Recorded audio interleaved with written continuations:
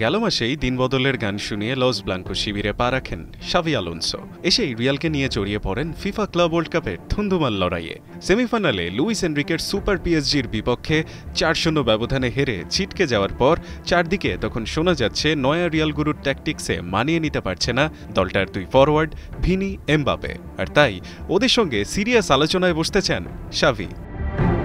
মূলত লস ব্লাঙ্কোদের নয়া গুরুর ফুটবলিং সিস্টেমে তিনি চান প্রতিটা ফুটবলার কন্ট্রিবিউট করুক দলের অ্যাটাক আর ডিফেন্সে। তবে ভিনি, এমবাপের ওভারল্যাপিং স্টাইল আর ডিফেন্সিভ ওয়ার্ক রেটের খামতি এই সিস্টেমকে করে দিচ্ছে ভণ্ডুল।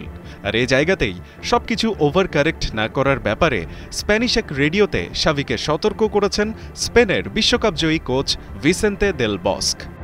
অনেক সময় খেলোয়াড়দের ছোটখাটো ভুল ত্রুটি উপেক্ষা করে তাদের স্বাভাবিক খেলাটা কাজে লাগাতে হয়। আপনি যদি শুধু রক্ষণের দিকটা শুধরাতে চান তাহলে হয়তো তাদের আক্রমণ ভাগের গুণটাই হারিয়ে ফেলবেন। এমবাপে আর ভিনিসিয়াসকে আমরা গোল করার জন্যই চিনি।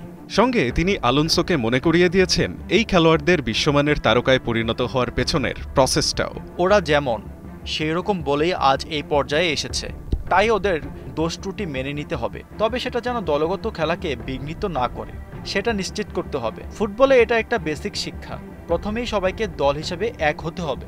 লেভারকুসেনকে নিজের ফর্মুলাতে সাফল্য এনে দেয়া শাভি যদি শেষমেশ বস্কের পরামর্শ না শোনেন, তবে ভিনি, এমবাপেকে হয় ট্র্যাক ব্যাক করে দলের ডিফেন্সেও এগিয়ে আসতে হবে, নইলে কোচের বিরাগভাজন হয়ে বসতে হতে পারে সাইড লাইনেও। রায়ান আহমেদ, ৭১।